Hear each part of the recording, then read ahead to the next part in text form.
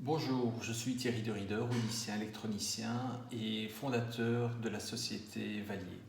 Aujourd'hui, je vais vous parler de comment conseille-t-on, comment choisissons-nous une aide auditive à proposer aux patients ou aux personnes qui viennent nous voir.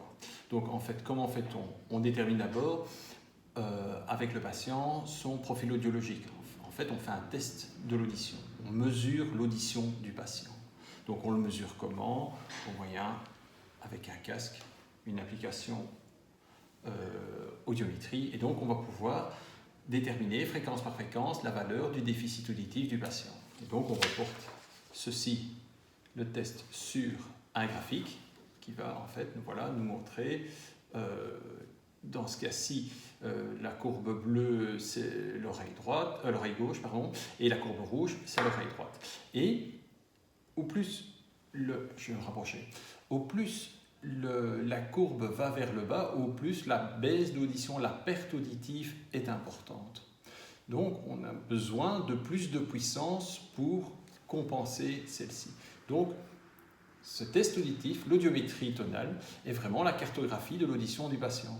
Et donc, en fonction de la valeur de ce déficit auditif, on va déterminer la famille d'aides auditives à utiliser. Donc, par exemple, pour l'intra, le semi-profond, dont j'ai décrit les modèles, les familles dans une vidéo précédente, dans le cas de l'intra, l'intra est destiné à des déficits auditifs débutants, légers à moyens.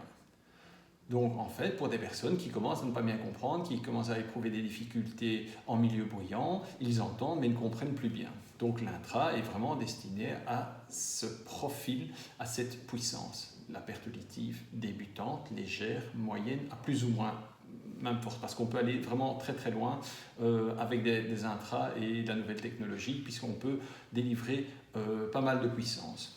Donc un intra est destiné à des pertes auditives allant de 40 décibels à plus ou moins 75 dB. C'est déjà une belle fenêtre d'utilisation. Après cela, le déficit plus important, un déficit auditif fort à sévère, là on va travailler avec ce que l'on appelle un contour d'oreille avec un embout sur mesure et un élément électronique qui va se placer derrière le pavillon d'oreille. Donc on se rend compte que le choix, la famille d'aides auditives proposées à une personne qui n'entend pas bien, qui éprouve des difficultés auditives, sera en fait liée à son profil audiologique, à son audiométrie, à la valeur de son déficit auditif. Donc on ne peut pas tout faire, on ne peut pas faire n'importe quoi avec les aides auditives. Il faut bien connaître, il faut bien savoir quel est le domaine d'utilisation. Le domaine d'utilisation, eh bien en fait, c'est quoi? C'est sur un profil audiologique, le domaine d'utilisation, c'est par exemple la fenêtre que l'on peut utiliser en fonction du modèle d'aide auditive que l'on a. Donc un intra, perte auditive débutante légère à plus ou moins forte. On peut aussi utiliser dans ce cadre-là, et j'avais oublié d'en parler tout à l'heure, de l'écouteur déporté. Donc c'est un élément électronique avec un petit écouteur qui va se loger dans le conduit auditif. C'est une aide auditive standard.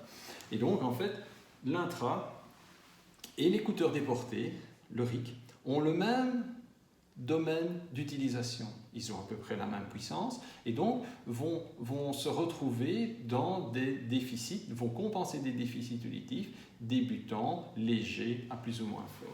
Pour des pertes auditives plus importantes, on va utiliser un contour. Donc on se rend compte que chaque modèle d'aide auditive ou chaque famille d'aide auditive est destinée à un profil, à une puissance bien spécifique. Voilà pour le tour d'horizon des aides auditives et de leur domaine d'application. Valier, la qualité du son sur mesure, je vous remercie.